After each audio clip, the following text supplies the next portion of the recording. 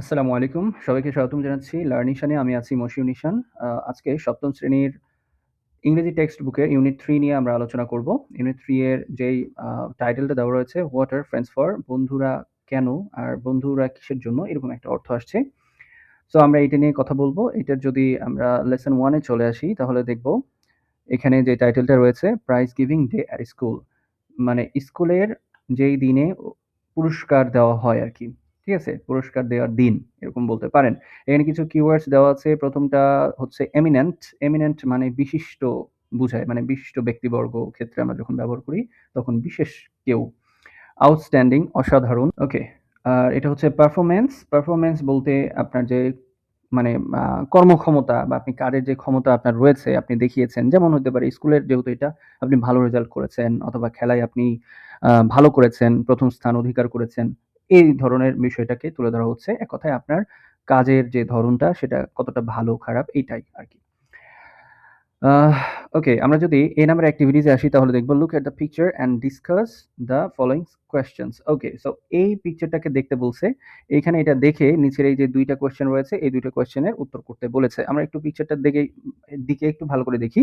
ইনি হচ্ছেন একজন শিক্ষক এবং এই পাশে যারা আছে এটা একটা স্টুডেন্ট, এটা একটা স্টুডেন্ট এবং এটা একটা তো এই স্টুডেন্টটা কি করছে? টিচারের কাছ থেকে প্রাইজটা নিচ্ছে, তাই না? এটা হলো প্রাইজ। আর বাকিরা লাইন ধরে দাঁড়িয়ে আছে হয়তোবা একের পর এক আসবে। আর এই পাশে দেখেন একটা টেবিল রয়েছে। টেবিলের উপরে কি? আরো কিছু প্রাইজ রাখা আছে। আর এটা একটা কি? স্টেজ, তাই না? সো এই হলো মূল বিষয় আরকি। এই ছবির ভিতরে কি আছে? এখন যদি আমরা এখানে ১ নাম্বারের উত্তর এবং ২ নাম্বারের উত্তর দেখি তাহলে আমি এটা আপনাদের জন্য ইয়ে করে রাখছি। দেখেন, এখানে ১ নাম্বারটাতে যদি আমরা আসি, দেখতে পারবেন uh okay. Who can you see in the picture? আপনি পিকচারে কাদেরকে দেখছেন? ঠিক আছে? বা কাদেরকে দেখতে পারছেন পিকচারের মধ্যে, এই ছবির মধ্যে? আপনি উত্তরটা দিচ্ছেন ইন দ্য পিকচার এই ছবিতে we can see a teacher and some students. আমরা একজন শিক্ষককে দেখতে পাচ্ছি এবং কিছু শিক্ষার্থীকে দেখতে পাচ্ছি। The teacher seems to B giving something to one of the students. এখানে দেখা যাচ্ছে যে শিক্ষক ওই শিক্ষার্থীদের মধ্যে একজনকে কোনো একটা কিছু দিচ্ছেন। হ্যাঁ? while the other students are standing nearby and watching এবং যেই সময়টাতে যখন টিচার আরেকজন স্টুডেন্টকে কিছু দিচ্ছিলেন তখন পাশে অন্য শিক্ষার্থীরা দাঁড়িয়ে ছিল এবং সেটা দেখছিল। এই তো। এবং ২ নাম্বার কোয়েশ্চেনে যদি আসি, হোয়াট আর দে ডুইং? তারা আসলে কি করছিল? সো এখন আরেকটু ডিটেইলস এ আমরা এখানে বুঝতে পারবো। They are participating in a prize giving ceremony. তারা হচ্ছে পুরস্কার বিতরণী যে অনুষ্ঠানটা হয় সেখানে অংশগ্রহণ করেছে। পার্টিসিপেটিং মানে হলো অংশগ্রহণ করা বা অংশ নেয়া। আর সেরেমনি মানে হচ্ছে অনুষ্ঠান। প্রাইজ গিভিং পুরস্কার বিতরণী। Okay? The teacher is handing over a prize to the students for his good performance. শিক্ষক যেই উপহারটা রয়েছে সেটা ছাত্রকে দিয়ে দিচ্ছে তার ভালো ফলাফলের জন্য। মানে সে ভালো রেজাল্ট করেছে অথবা সে খেলাতে ভালো করেছে সেইটা। And the other students are also present there to receive or watch this the distribution of prizes এবং অন্য শিক্ষার্থীরা সেখানে হয়তোবা নিজেরাও প্রাইজ পাবে সেজন্য দাঁড়িয়ে আছে অথবা এই যে শিক্ষক তাকে প্রাইজ দিচ্ছে তাদের ফ্রেন্ডকে এটা দেখার জন্য হয়তোবা দাঁড়িয়ে আছে এটা বলা হচ্ছে। আশা করি এই ২ টা উত্তর আপনারা বুঝতে পেরেছেন। ভিডিওটা পজ করে এটা প্রয়োজনে উঠিয়ে নিতে পারেন। আমরা যদি এখন চলে আসি পড়াতে। বি নাম্বার activities এ যদি দেখি, read the text about a prize giving ceremony. So এখানে আ উপ উপহার বিতরণী বা পুরস্কার বিতরণী যে অনুষ্ঠানটা রয়েছে সেটার উপরেই আরকি একটা প্যাসেজ দেওয়া রয়েছে। আমরা এটা একটু পড়বো, হ্যাঁ? সো এখানে দেখেন কি হচ্ছে, Farabi is Flora's best friend. Farabi হচ্ছে ফ্লোরা নামে একজনের ভালো বন্ধু। They live in the same area. তারা একই এলাকাতে বসবাস করে। এরিয়া বলতে এখানে এলাকা। Also they both are in class 7 এবং তারা দুজনে ক্লাস 7 এ পড়াশোনা করে। But they go to different schools. কিন্তু তারা আসলে আলাদা, আলাদা স্কুলে যাওয়া আসা করে। It is a school holiday. আজকে হচ্ছে স্কুলের ছুটির দিন। Flora has come to visit Farabi. তো এই যে ছুটিটা পাওয়া গেছে তাই জন্য ফ্লোরা ফারাবির সাথে দেখা করতে এসেছে। হ্যাঁ? দে আর টকিং তারা কথা বলছে। Flora wants to know about prize giving ceremony of Farabi's school. Flora এমনি বিভিন্ন কথায়, কথায় ফারাবিকে জিজ্ঞাসা করেছে যে, "তোমাদের স্কুলে যে পুরস্কার বিতরণের অনুষ্ঠান হয়েছিল, সেটা সম্পর্কে আমাকে কিছু বলো।" মানে ফ্লোরা এটা জানতে চেয়েছে ফারাবির কাছে। সো এখানে আমরা দেখি এখন। এখন ফারাবি সেটা বলছে, হ্যাঁ? "Yesterday was our school prize giving day," Farabi says. Farabi বলল যে, "গতকাল" yesterday মানে গতকাল ছিল আমাদের স্কুলের কি পুরস্কার বিতরণীর দিন। "On this occasion Our school auditorium and its dais were brightly decorated. On these occasion, occasion বলতে ওই উপলক্ষ, ঠিক আছে? কোনো একটা কিছুর উপলক্ষ। তো সেই উপলক্ষে আওয়ার স্কুল, আমাদের স্কুলের অডিটোরিয়াম, এটার বাংলাটা হচ্ছে আ মিলনায়তন। হ্যাঁ? বড় একটা হল রুম, সেটাকে আসলে অডিটোরিয়াম বলছে, বাংলায় মিলনায়তন। আমাদের এই অডিটোরিয়ামটা এবং অডিটোরিয়ামের উপরে ডেইস মানে একটু উঁচু স্থান। অনেক সময় আপনারা আ স্টেজে বা ক্লাসরুমে দেখবেন একটু আ টিচার যেখান থেকে দাঁড়িয়ে কথা বলেন সেটাকে একটু উঁচু করে আ দেওয়া থাকে।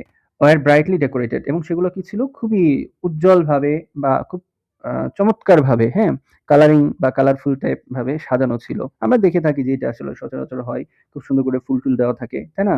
এবং কিছু কাপড় দিয়েও সাজানো থাকে, সেটাই বোঝাচ্ছে। ডেকোরেটেড মানে হলো সাজিয়ে থাকা বা সেজে থাকা। ওকে, ওকে?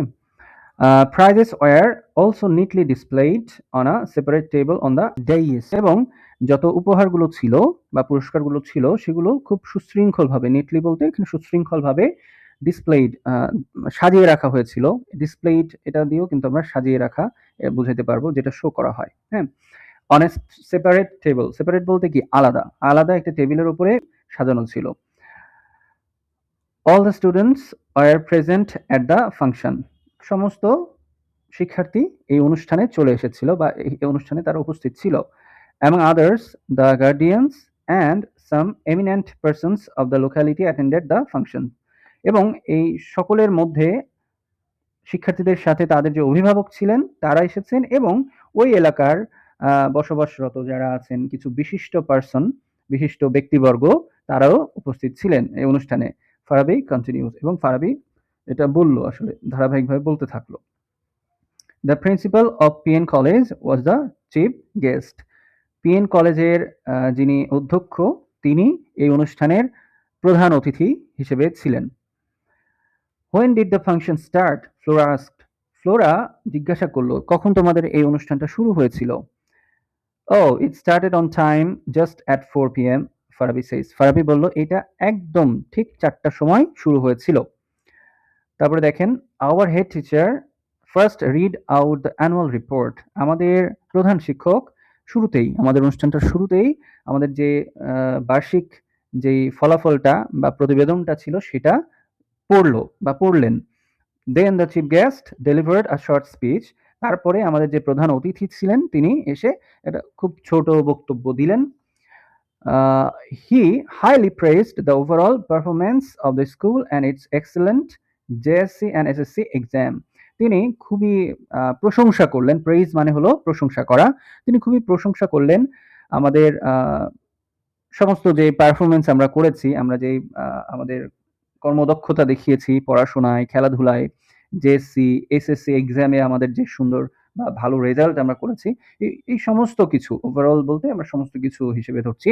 সবকিছুর উপরে, মোটের উপরে তিনি আমাদের খুবই প্রশংসা করলেন। তারপরে দেখেন, then he gave away the prizes among the students for their outstanding activities এবং তারপর তিনি যে শিক্ষার্থীরা খুবই চমৎকার, অসাধারণ মানে তাদের কর্মদক্ষতা দেখিয়েছে, তারা কাজগুলো করেছে, অ্যাক্টিভিটি বলতে কাজ বলবো আমরা। সো তারা এই অ্যাক্টিভিটিস বলতে এখানে বিভিন্নভাবে আমরা ব্যাখ্যা করতে পারি। তবে এই জায়গাতে ভালো রেজাল্ট করা, বার্ষিক যে খেলাধুলায় অংশগ্রহণ করে ভালো ফলাফল নিয়ে আসা, ১, ২, ৩ হয়েছে যারা, এই প্লেসগুলো যারা নিয়েছে তাদের হাতে এই যে প্রাইজগুলো তুলে দিচ্ছিলেন।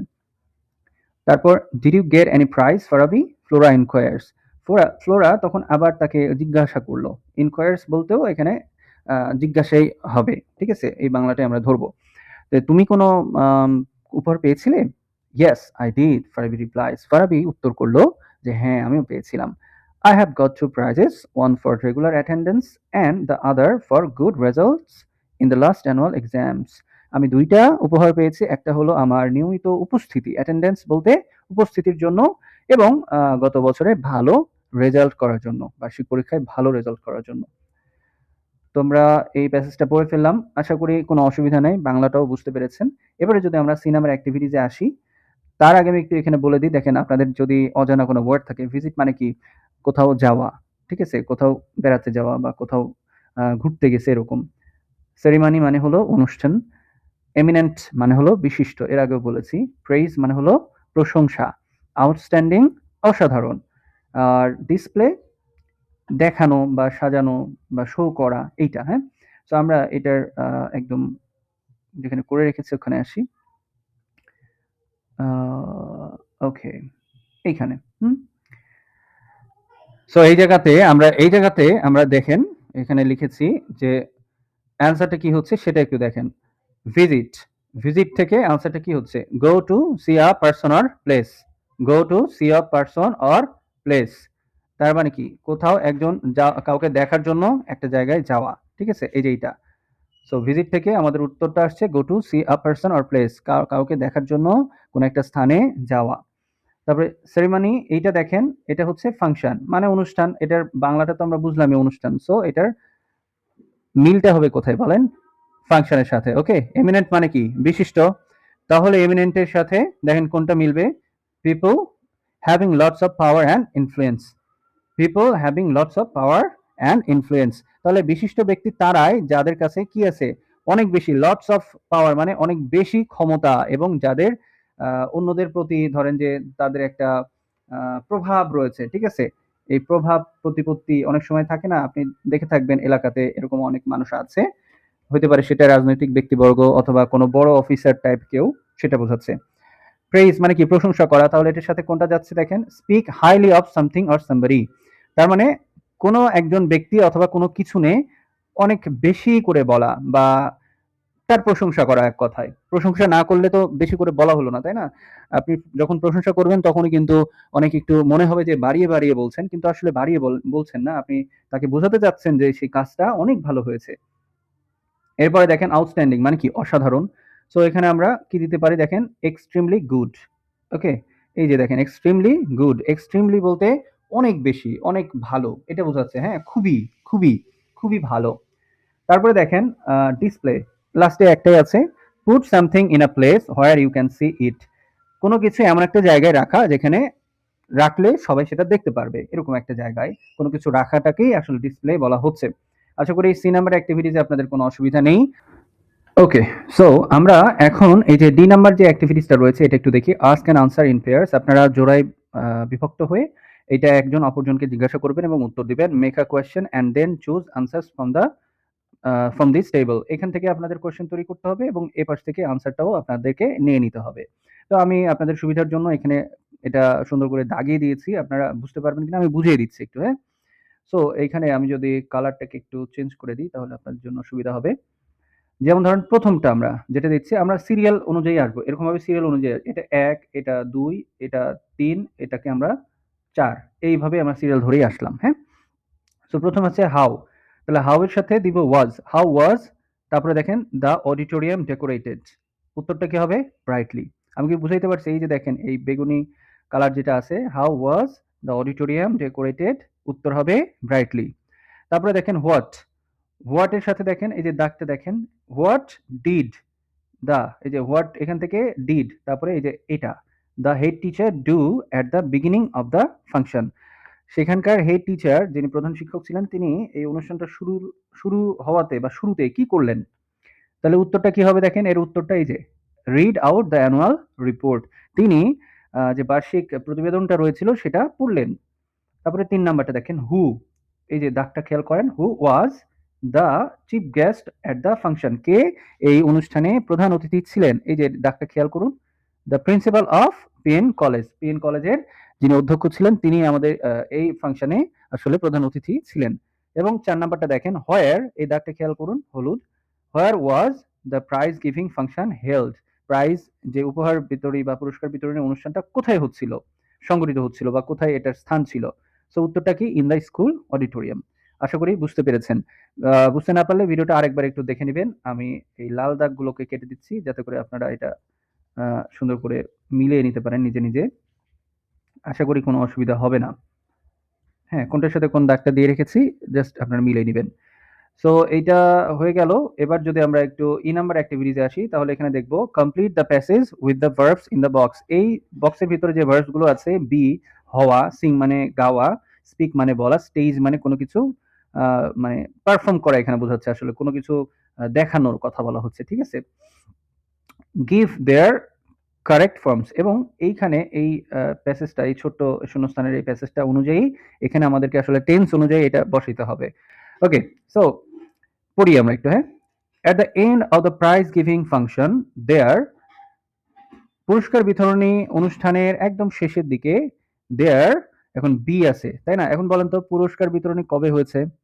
অবশ্যই আগের দিনের ঘটনা এটা, তাই না? তাহলে আমরা বিটাকে রাখতে পারবো না। বি এটা এই ভার্বের ভিতরে am, is, are, was, were এগুলো সবগুলোই আছে। সো আমরা এখানে কি দিব?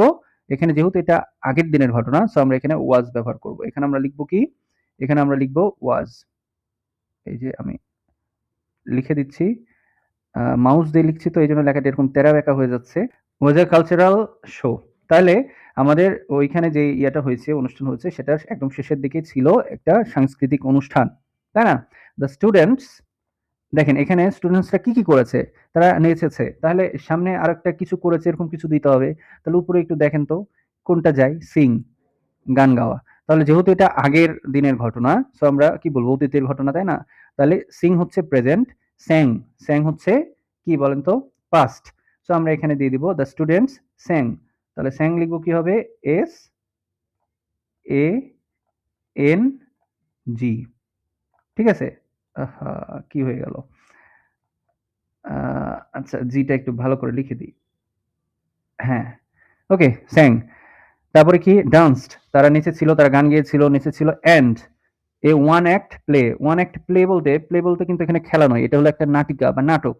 হ্যাঁ, তো তারা এক অঙ্ক বিশিষ্ট একটি, অ্যাক্ট বলতে অঙ্ক বোঝাচ্ছে এখানে, এক অঙ্ক বিশিষ্ট একটা ছোট্ট নাটিকা বা নাটক তারা উপস্থাপন করেছিল, স্টেজ ড্রামা যেটা সেটা উপস্থাপন করেছিল। সো এখানে স্টেজ মানে আমরা জানি মঞ্চ, বাট এইখানে স্টেজ হলো ভার্বের কাজ করবে। স্টেজ মানে ওই নাটকটা করা, ঠিক আছে? সো আমরা এখানে যেহেতু পাস্টে তাহলে আমরা কি দেবো? স্টেজ এটার সাথে ইডি যুক্ত করে দিব, ঠিক আছে? ইডি, staged a one act play. তারপরে দেখেন it was so good that everyone, বাকি তো থাকলো একটাই, স্পিক। তাহলে সবই তো হচ্ছে পাস্ট ফর্ম, তাহলে স্পিকের পাস্ট ফর্ম কি? স্পোক।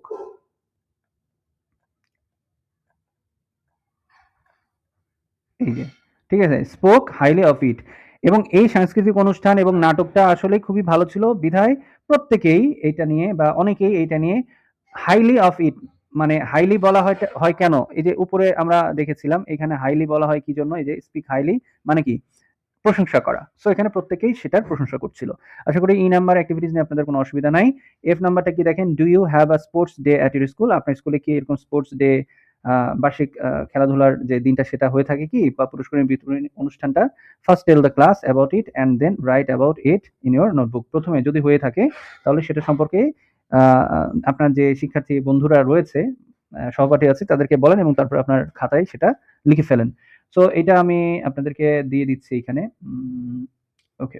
এই যে, এই জায়গাটাতে আমরা যদি একটু দেখি, এটা হলো আমাদের প্যারাগ্রাফের মতো করেই লিখবেন আওয়ার স্পোর্টস ডে। এটা লিখার পরে বাকি অংশটুকু এটা জাস্ট তুলে নিবেন।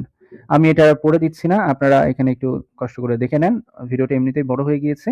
এই যে আমি নিচেরটুকুও দিলাম যাতে করে আপনারা বাংলাটাও বুঝতে পারেন। ওকে? সো আজকের মতো ক্লাস এতটুকুই। আগামী ক্লাসে আমরা লেসন 2 নিয়ে আলোচনা করব ইনশাআল্লাহ। সবাই ভালো থাকবেন। আল্লাহ হাফিজ।